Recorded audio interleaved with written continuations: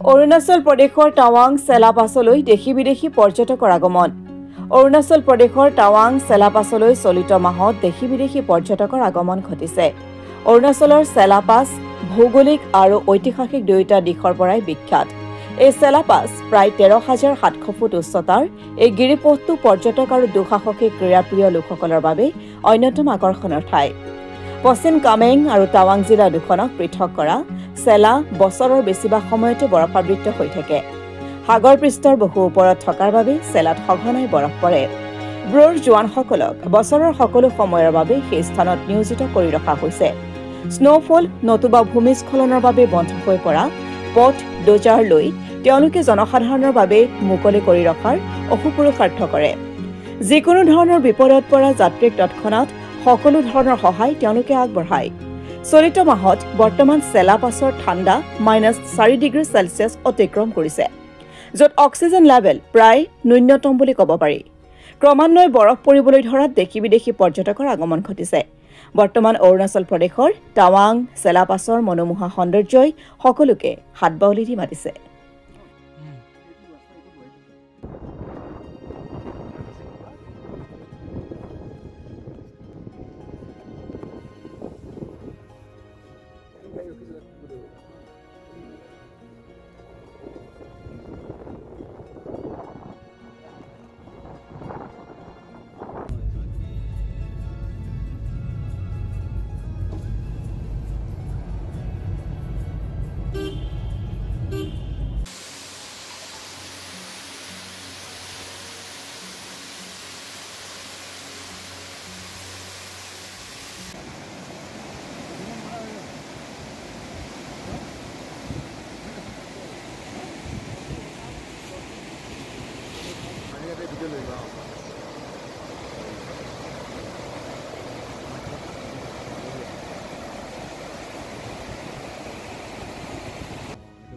ৰাস্তাটা লোক ৰাস্তাটা গাড়ি চলে গেছে ৰাস্তা